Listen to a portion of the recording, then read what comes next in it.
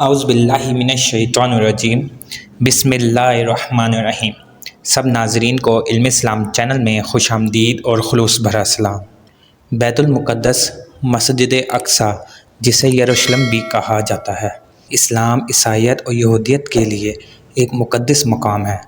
مسجد اقصی کی اہمیت اس لیے بھی ہے کہ یہاں سے ہی رسول اللہ صلی اللہ علیہ وآلہ وسلم آسمانوں کی سیر کے لیے گئے تھے۔ مسلمانوں کا قبلہ پہلے بیت المقدس ہی تھا، بعد میں اللہ تعالیٰ نے اسے مکہ کی جانب موڑ دیا۔ بیت المقدس کا ذکر قرآن میں بھی آیا ہے اور اسے مسجد اقصی کے نام سے یاد کیا جاتا ہے۔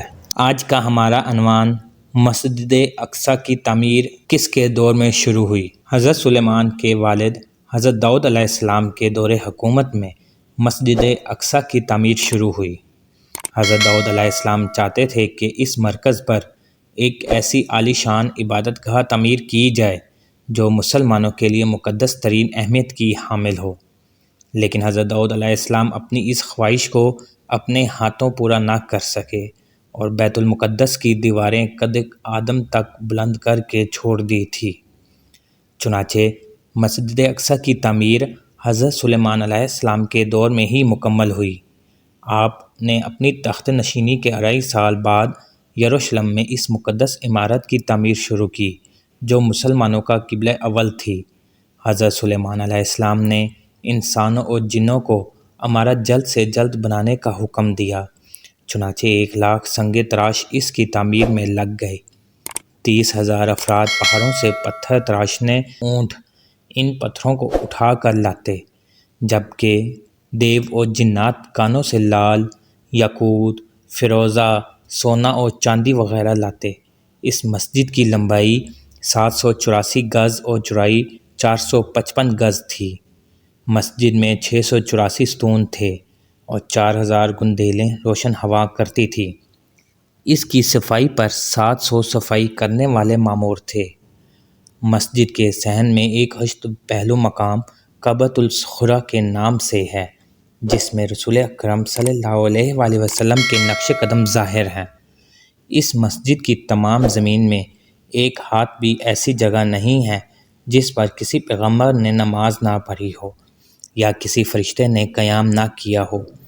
حضرت سلیمان علیہ السلام کی وفات کا وقت قریب آیا تو مسجد کی تعمیر مکمل نہیں ہوئی تھی، چنانچہ حضرت سلیمان علیہ السلام نے اللہ تعالیٰ کے حضور عرض کی، یا باری تعالیٰ، اس وقت بیت المقدس کی تعمیر مکمل نہیں ہوئی، میرے انتقال کو جنات سے پوشیدہ رکھا جائے تاکہ بیت المقدس کی تعمیر مکمل ہو سکے۔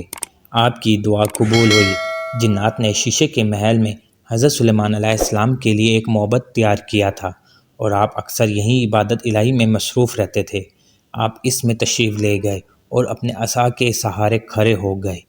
اسی دوران ان کے جسم سے روح پرواز کر گئی، مگر چونکہ ان کا بہت رعب و دبدبا تھا اور اکثر عبادت الہی میں مصروف رہتے تھے، اس لیے جنات کو آپ کے انتقال کی خبر نہ ہوئی اور وہ آپ کو زندہ سمجھ کر کام کرتے رہے۔ ایک طویل عرصے تک ان کا جسم عصا کے سہارے کھڑا رہا۔ آخر جب دمک نے عصا کو کھا لیا تو عصا ٹوٹ گیا اور آپ کا جسم زمین پر گر پڑا۔ اس وقت جنات کو معلوم ہوا کہ آپ کا تو انتقال ہو چکا ہے، چنانچہ وہ پہاڑوں کی طرف بھاگ گئے۔ حکم الہی سے ہوا تخت سلیمانی کو اڑا کر لے گئے، لیکن اس وقت تک بیت المقدس کی تعمیر مکمل ہو چکی تھی، چنانچہ حضرت سلیمان علیہ السلام کو بیت المقدس میں ہی دفن کیا گیا۔ عزیز دوستو، امید کرتا ہوں کہ ویڈیو آپ دوستوں کو پسند آئی ہوگی۔ ویڈیو پسند آ جائے تو لائک اور شیئر ضرور کر دیجیے گا اور آنے والی نئی ویڈیوز کے لیے ہمارے چینل کو سبسکرائب کر دیں اور ساتھ میں گھنٹی کے بٹن کو ضرور دبا دیں تاکہ ہماری نئی آنے والی ویڈیوز سب سے پہلے آپ تک پہنچے۔ اللہ حافظ۔